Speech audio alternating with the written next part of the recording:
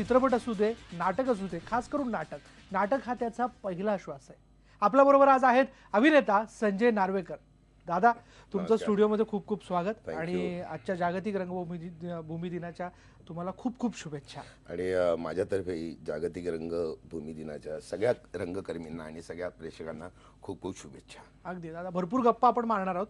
खूप फोन येणार आहेत. मला असं वाटतं की मला किती प्रश्न विचारण्याची संधी मिळाली मला माहित नाही. चाहते खूप आहेत तुमचे, आम्ही देखील तुमचे चाहते आहोत.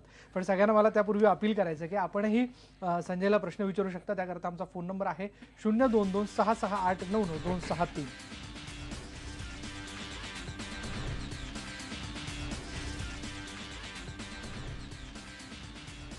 मी म्हटलं ना दादा की मला प्रश्न विचारण्याची संधी फार कमी आहे. बघा, पहिला फोन आलेला आहे पुण्यावरनं. नवनाथ माजिरे आपल्या बरोबर आहेत. नवनाथजी, आपला प्रश्न विचारा. हा, संजयजी, विशालजी, नमस्कार. नमस्कार. सर्वप्रथम तुम्हाला आपल्या हिंदी नूतन वर्षाच्या, मराठी नूतन वर्षाच्या मनपूर्वक शुभेच्छा देतो. थँक्यू. तुमच्या अभिनयाच्या बाबतीत बोलायचं झालं तर मराठीमध्ये तुम्ही सुपरस्टार आहातच, परंतु हिंदी चित्रपटात केलेल्या भूमिका, मग इंडियन पिक्चर असेल किंवा वास्तव चित्रपट असेल, या भूमिका आमच्या ठळकपणे लक्षात राहिलं. पहिला प्रश्न असा विचारतो की या मनोरंजन क्षेत्रात काम करताना, वावरताना एखाद्या ज्येष्ठ कलावंताने दिलेली शाबासकीची ताप, मग त्यामध्ये श्रीराम लागू असतील किंवा अशोक सराफ असतील किंवा विनय आपटे सर असतील किंवा अन्य कोणतेही दिग्गज कलाकार असतील, तर तो प्रसंग शेअर करावा. आणि दुसरा एक गमतीचा प्रश्न विचारतो की अगबाई अरेच्या चित्रपटात तुम्हाला बायकांच्या मनातलं ऐकू यायचं, मनात काय चाललंय ते, तर मग वास्तविक हॅलो हा, तर त्यांच्या मनामध्ये काय त्या बोलायचं ते ऐकू यायचं तुम्हाला त्याच्यामध्ये.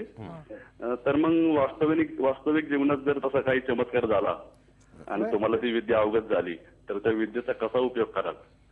आभारी आहोत. दुसरा प्रश्न फार गमतीशीर आहे त्यांचा. ना, पहिल्या प्रश्नाचं उत्तर देतो. म्हणजे त्याला फार असं मी सांगत नाही प्रसंग, पण बऱ्याच जणांनी मला आशीर्वाद दिले. उलट त्यांचे आशीर्वाद मिळतच मी खूप मोठा झालो. म्हणजे इथपर्यंत आलो आहे थोडक्यात. म्हणजे अगदी विजय तेंडुलकरांपासून ते आत्ता मी माझ्या सहकलाकाराला सुद्धा मोठाच समजतो. कारण त्याचा पण प्रेम किंवा आशीर्वाद आपल्याला लाभणं महत्त्वाचं असतं, तरच तुमचा रॅपो जमतो आणि तुमचं काम खुलत जातं. त्यामुळे मला असं वाटतं की सगळ्यांचेच आशीर्वाद, सगळ्यांचेच प्रेम एक राहिले आपल्या पाठीशी, तर तुम्हाला खूप काही करता येतं. दुसरा अगबाई अरेच्या बायकांच्या मनातलं, पण खरंच अशी शक्ती असली असती ना, तर आपल्या पुरुषांना खूप त्रास झाला असता. हा, ती शक्ती नाही आपल्याकडे, ते बरं आहे. कारण आपण किती बायकांना गृहीत धरतो, किती त्यांच्या मनाचा विचार करत नाही, हे आपल्याला खूप नंतर जसं तुम्ही जास्त मोठे होता तसं तुम्हाला कळायला लागतं.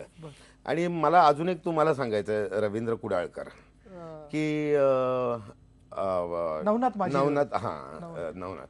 की तशी शक्ती न मिळता सुद्धा ओळखायला शिका ना जरा, कधीतरी प्रयत्न करा, तुम्हाला कळेल ते. वा वा, आमच्या सगळ्यांसाठी खूप चांगली सूचना आहे. चला, पुढला फोन आपण घेऊयात. नाशिकवरनं रवींद्र कुडाळकर आपल्या बरोबर आहेत. रवींद्रजी, आपला प्रश्न विचारा. हा, नमस्कार संजयजी आणि विशालजी. नमस्कार. आपल्याला रंगभूमी दिनाच्या हार्दिक शुभेच्छा. त्यानिमित्तानेच माझा पहिला प्रश्न असा आहे संजयजी आपल्याला की एखादं नाटक तुमचं संपलं आणि तुम्हाला तुमचे चाहते भेटायला येतात, त्यातला एखाद्या चाहत्याने दिलेला अविस्मरणीय असा अभिप्राय मला ऐकायला नक्की आवडेल. आणि दुसरा प्रश्न असा की अगदी ऑल द बेस्ट पासून मी तुम्हाला आजतागायत पाहतो आहे. तुम्हाला नाशिकला कालिदासला मी एकदा भेटलेलो पण आहे. तुमचं व्यक्तिमत्व अतिशय एव्हर चार्मिंग, एव्हर ऍक्टिव्ह, इतकी एनर्जी कुठून आणता तुम्ही, आम्हाला सांगा ना.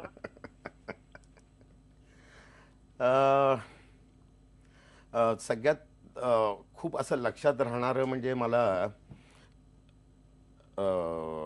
माझ्या मते मी रत्नागिरी का कुठेतरी असा ऑल द बेस्टचा आम्ही प्रयोग करतो. म्हणजे हा तिघांनाही मिळालेलं बक्षीस आहे चांगलं.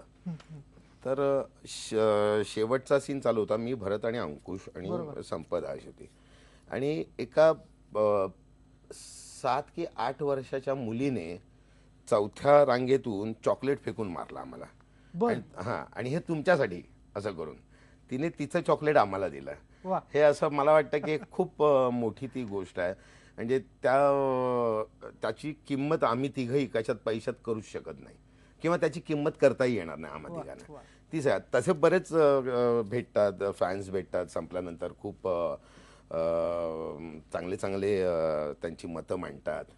एक असा प्रेक्षक होता की ज्याने ए रांगेत 3 नंबरची सीट त्यांनी माझी त्या शिवाजी मंदिरला जेव्हा जेव्हा शो असेल तेव्हा ती सीट त्याची असायची. म्हणजे तो तिकीट काढूनच ठेवायचा त्या सीटवर. तो आणि तो नंतर आहे ना किती 25-30 प्रयोग झाल्यानंतर तो एकटा फक्त असा बसायचा आणि बाकी सगळे प्रेक्षक असे. तो आता प्रेक्षकांचे रिॲक्शन बघायचा. आता माझा विनोद आला असेल की हसतायत की नाही, कसे असतात, आणि मग तो ते बघून एन्जॉय करायचा. असे बरेच. हे अगदीच म्हणजे खास होतं सगळंच. खास होतं, खास. मी त्याच्यासाठी मग त्याला चहा वगैरे मग मी बोलून द्यायचो, पण तो त्या अपेक्षेने नाही. त्याला खूप प्रेम वाटायचं आणि नंतर त्याला पाठच झालं होतं. मग तो प्रेक्षकांच्या रिॲक्शन बघायचा आणि त्याच्यावर रिॲक्ट व्हायचा. म्हणजे हसल्यानंतर मग नंतर हा हसायचा. क्या बात आहे, क्या बात आहे. खरंच म्हणजे इथून प्रेम करणारी माणसं देखील आपल्याला खूप भेटतात, लागली प्रेक्षकांमध्ये भेटतात. प्रेक्षकांमध्ये. आणि दुसऱ्या प्रश्नाचं एनर्जीचं उत्तर, खरं तर माझं स्वतःचं असं म्हणणं आहे की मी आत्ता आम्ही बोलता आम्ही दोघं बोलत होतो, मी आणि विशाल, की जर एखादी कलाकृती मला प्रेझेंट करायची, सादर करायची असेल तर ती आधी मला आवडली पाहिजे, ती माझ्यात पूर्ण मुरली पाहिजे. जर मला माझ्यात मुरली आणि मला आवडली तर मी त्याची मजा घेत असेल तरच लोक ती भूमिका एन्जॉय करतील, ती त्यातली मजा ते घेतील, असं माझं म्हणणं आहे. म्हणून मी आधी मला आवडण्यासारखी ती भूमिका करतो आणि जेव्हा एखादी कुठली गोष्ट आपल्याला आवडली की आपण फुल थ्रो मध्ये करतो. बरोबर. मग तो थ्रो आला की लोकांना आवडतं. आणि तो थ्रो कधी येतो, जेव्हा तुम्ही प्रेक्षक माझ्या समोर बसलेले असता. म्हणजे ती खरं एनर्जी मला तुमच्याकडून मला मिळते. कारण तुम्ही मला खुलवता, तुम्ही हसता, तुम्ही टाळ्या देता. तर एखादा कलाकार टाळ्या आणि ह्यांनी खुलतो. तर प्रत्येकाचं खुलण्याच्या पद्धती वेगवेगळ्या असतात. मी एनर्जी वाईज जास्त देत असेल. तुझं एनर्जीचं सूत्र नाही, सूत्र हे प्रेक्षक आहेत, प्रेक्षकच आहे, तेच मला एनर्जी देतात. बरोबर, असं माझं म्हणणं आहे. वा वा, क्या बात आहे. तेच खरं आपले मायबाप आहेत, तेच खरे मायबाप आहेत. आपण पुढला फोन घेऊयात. पनवेलवरनं नरेंद्र गोरड आपल्या बरोबर आहेत. नरेंद्रजी, आपला प्रश्न विचारा. हॅलो. हा, बोला. संजय सर, नमस्कार. नमस्कार सर, तुमचा आतापर्यंतचा प्रवास, जी म्हणजे बॉलिवूड मधली, मराठी मधली कारकीर्द आहे, तिथपर्यंतचा प्रवास, याबद्दल थोडी माहिती सांगा. आणि वास्तव मधला जो तुमचा रोल होता, असंच एक सशक्त रोल पुन्हा कधी कराल? अगदी अगदी नरेंद्रजी, म्हणजे तसं ऑल द बेस्ट पासून आपला प्रवास सगळ्यांनीच बघितलेला, आम्ही सगळेच तुम्हाला बघतोय. पण यांना जोडून मला प्रश्न विचारायचा आहे. आज रंगभूमी दिन आहे. नाटकासाठी सगळ्यांनी पुढे यावं अशी ओरड किंवा जे अशी हाक आज लोक देताना दिसतात. पण संजय, खरंच तुझं नवल आहे आणि कौतुक आहे. चित्रपटाच्या ऑफर्स तुझ्याकडे बऱ्याच असतील, येत असतील, पण तू नाटकासाठी वेळ काढतो, हे कसं जमतं? कारण नाटक हे माझं पहिलं पॅशन आहे. म्हणजे मी पहिल्यापासून ठरवलं होतं, मी किती फिल्म्स केल्या, म्हणजे जेव्हा फिल्म्स मिळायला लागल्या तरी मी असं ठरवलं होतं की मी एक नाटक वर्षातून करेन, काही झालं तरी. मग त्याकरता वेळ तुम्हाला काढायला पाहिजे. जर तुम्हाला आवड असेल तर तुम्ही बरोबर तो वेळ काढता, तो बरोबर तुम्ही त्याच्यासाठी तुमचा वेळ काढून ठेवता. बरोबर. आणि मी सांगितल्याप्रमाणे की नाटक हे माझं पॅशन आहे. नाटकात मला शिकायला मिळतं.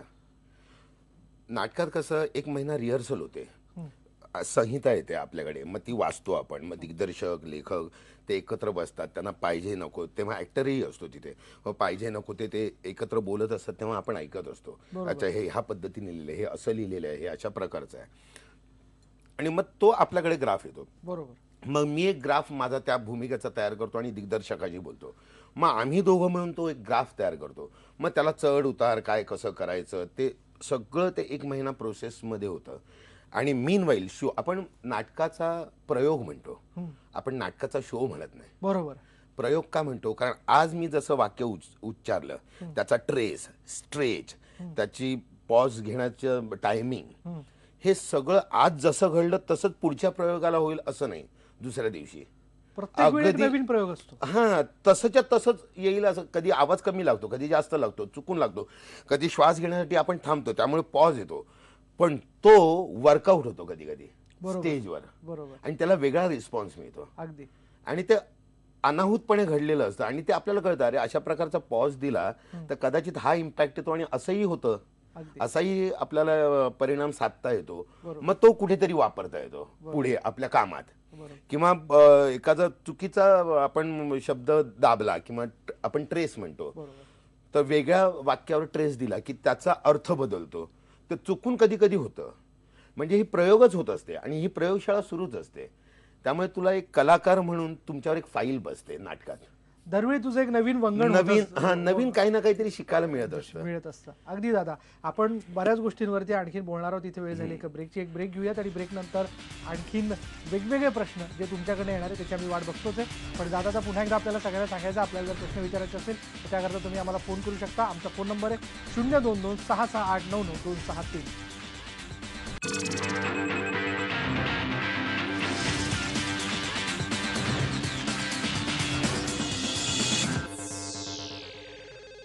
आज आपण संजय बरोबर गप्पा मारतोय टॉक टाइम मध्ये. परभणीवरनं कृष्णकिरण सोमणेकर आपल्या बरोबर आहेत, त्यांचा फोन आलेला आहे. कृष्णकिरणजी, आपला प्रश्न विचारा.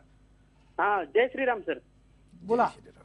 हा, माझी एक बहीण आहे, तर ती या क्षेत्रामध्ये सर, आपल्या क्षेत्रामध्ये नाट्य क्षेत्रामध्ये परभणीलाच आहे. ती तिचे आदिवासी अल्बम सुद्धा निघालेले आहेत विदर्भामध्ये, परंतु तिला प्लॅटफॉर्म भेटत नाही. तर ते प्लॅटफॉर्म भेटण्यासाठी मुंबईमध्ये काही सुविधा वगैरे आहेत का अशा ग्रामीण भागातल्या कलाकारांसाठी? अगदी थोडक्यात, कारण तूही स्ट्रगल करून पुढे आलेला आहे. नाही, सुविधा आता सगळीकडे झालेल्या, नुसतं मुंबईत असं नाही, आता पुणे, नाशिक सगळीकडे ठिकठिकाणी आता ह्या राज्यनाट्य स्पर्धा होतात, हे गावोगाव होतात माझ्या मते. बरोबर. त्यामुळे तो प्लॅटफॉर्म आता तुम्ही कॅश करायला पाहिजे. तिथून आता स्टेप बाय स्टेप सगळं करायला लागतं. आता मी मुंबईत होतो त्यामुळे मला डायरेक्ट कोणी घेतलं नाही. मी आधी एकांकिका स्पर्धा केल्या, मग अमॅच्युअर नाटकं केली, मग असिस्टंट राहिलो, सगळीकडे फिरलो, मग एका नाटकात मला मिळालं.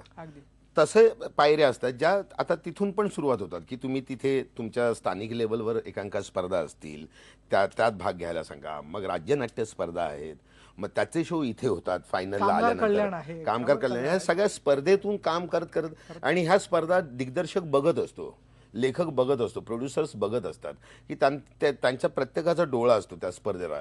ही मुलगी चांगली आहे किंवा हा मुलगा चांगला आहे, हा नट बरा आहे, मग त्यांना ते स्वतःहून बोलवतात. अगदी तसंच संधी मिळत जाते. आपण पुढला फोन घेऊयात. हिंगोलीवरनं रावसाहेब साळुंखे आपल्या बरोबर आहेत. रावसाहेब, आपला प्रश्न विचारा. हॅलो संजय भाऊ, जय महाराष्ट्र. जय. बोला रावसाहेब. हॅलो संजय भाऊ. हा, बोला. वास्तवमधली भूमिका आम्हाला मनापासून तुमची आवडली आणि तुमच्यामुळे म्हणजे आमच्या ग्रामीण भागामध्ये असंख्य मुलांची नावं दीडफोट्या पडली आणि त्याच्यामुळे तुम्ही सर्वांच्या मनामध्ये बसले तुम्ही. अगदी रावसाहेब, आपली कॉम्प्लिमेंट आहे ही. संजय करतात ते कॉम्प्लिमेंट देत आहेत. थँक्यू. असंच प्रेम ठेवा. आणि खरं तर ते दीडफुट्या हे लोकांना आवडली, त्यामुळे ते कॅरेक्टर लक्षात राहिलं, त्यामुळे ते एक नाव तयार झालं. जसं अमजद खानचं गब्बर सिंग, आणि ती भूमिका इतकी चांगली झाली आणि गब्बर सिंग म्हणून तो फेमस झाला.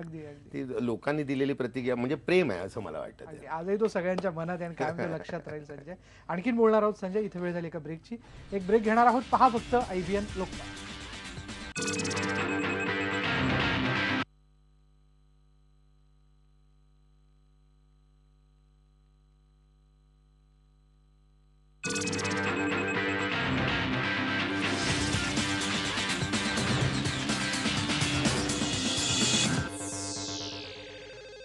आपण संजयशी गप्पा मारतोय सेलिब्रिटी टॉक टाइम मध्ये. संजय, रंगभूमीवरती आता सर्किट हाऊस रानबुल गाजतंय, प्रेक्षकांच्या टाळ्या आहेत.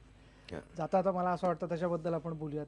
कसा रिस्पॉन्स मिळतोय, कारण सगळं जोरात सुरू आहे अगदी. हो, आता सर्किट हाऊस हा फार्स आहे, टोटल फार्स आहे. एका सर्किट हाऊसमध्ये जमलेला एक मंत्री आणि मग तो कसा अडकत जातो आणि मग त्याच्यातून सुटायचं म्हणून कसा तो युक्त्या लढवतो आणि तो हळूहळू त्याच्यातून कसा सुटतो. तो बेरकीपणा आणि त्याची हुशारी त्याच्यात एकत्र करून तो गुंफलेला फारसा आहे आणि तो मनमुराद हसवतो लोकांना. आणि दुसरा आहे रानभूल. हे म्हणजे विनय आपटे यांच्यासाठी केलं होतं मी, कारण ते माझे गुरु होते. म्हणजे मी जेव्हा कॉलेज पासआउट झालो आणि मी स्ट्रगल करत होतो तेव्हा त्यांच्याकडे असिस्टंट म्हणून राहिलो आणि जवळजवळ 10 वर्ष त्यांच्या हाताखाली होतो. आणि जेव्हा रानभूल ते करत होते तेव्हा मी म्युझिक टेप ऑपरेट करायचं वा आणि ते बघत राहायचो लोक कशी काम करतात काय करतात. आणि नंतर हळूहळू जशी मला संधी मिळत गेली मी स्वतः उभा राहिलो. मग त्यांनी सांगितलं आता तू काम करायला लाग. आणि मग नंतर जेव्हा सरांचं मागच्या वर्षी हे झालं निधन झालं तेव्हा त्यांच्यासाठी काही करावं म्हणून यावर्षी ते त्यांच्या स्मृती प्रित्यर्थ मी ते केलं होतं. अगदी एक छोटासा आम्हाला त्याच्यातला मोनोलॉग तुझा ऐकायला मिळेल रानबुल मधला. नक्की. त्याचं रानभूल हे तुम्ही तेंडुलकरांचं गिधाडं जर पाहिलं असेल त्याची छोटी प्रतिकृती आहे. म्हणजे तसंच नाही आहे पण माणसातली श्वापदं कशी असतात ते मांडलेलं आहे प्र. ल. मयेकरांनी आणि ते फार रंजक पद्धतीने मांडलेलं आहे. समाजात जी उच्च ह्यांनी वावरत असतात ती माणसं किती आतून खराब असतात. म्हणजे काही माणसं म्हणजे समाजात लेखक म्हणून ते प्रथित यश असतात पण मुळात कशी आहेत वास्तविक आयुष्यात कशी आहेत. हिरो म्हणून समाजात वावरतात वास्तविक कशी आहे हिरोईन असं ते एक घर आहे. आणि त्यांच्यात एक गावाकडून आलेली मुलगी तिला पण ह्या क्षेत्रात करिअर करायचं होतं म्हणून ती फसते त्या तिघांच्या ह्याच्यात. आणि मग तिचे वडील खूप मोठे श्रीमंत असल्यामुळे हे तिघं तो लेखक दिग्दर्शक नट आणि नटी हिला कसे डांबून ठेवतात हिला कसं ब्लॅकमेल करतात. आणि तिथे तिच्याच गावातला एक तरुण येतो जो ज्याचा बंगला हा असतो त्याच्या बापाचा असतो आणि त्याला नाडलेलं असतं म्हणून तो असंच येतो आणि तो गुंड प्रवृत्तीचा म्हणजे पहिल्यांदा बघितल्यावर कळतं की हा विलन आहे. बरोबर. पण तो खरा विलन आणि हे सगळे चांगले ह्याचे लोक. आणि जेव्हा त्याची दुसरी बाजू आपण बघतो तेव्हा ही सगळी वाईट माणसं असतात हा खरा मनाने चांगला असतो. मग काय संवाद होतो आणि जेव्हा ती पूर्ण ट्रॅप होते आणि हा येतो आणि तिला माहिती असतो हा तिच्या गावातला गुंड असतो तेव्हा एकदा मी तिच्या रूम मध्ये येतो आणि ती म्हणते नाही रंगा पुढे येऊ नकोस. तेव्हा मी 2 शब्द तिला म्हणतो चल मी राम नसेन पण मी रावण सुद्धा नाहीये. दयाळ माझा बाप जितका नीच हलकट तितकीच माझी आई साध्वी पतिव्रता होती. मी तिचा मुलगा आहे. मला शिकार करायला आवडते पण ती तुझ्यासारख्या असहाय दुर्बळ निसत्व पिंजऱ्यातल्या प्राण्यांची नाही. हे बघ मला आता मतलब आहे तो फक्त पैशांशी कारण मला त्याची नितांत गरज आहे. आणि एकदा का ही गरज भागली ना तर विश्वास ठेव माझ्यावर मी माझ्या या हातानं या पिंजऱ्याचं दार उघडून देईन. तेव्हा मला इथे कुणीही अडवू शकणार नाही कुणीही.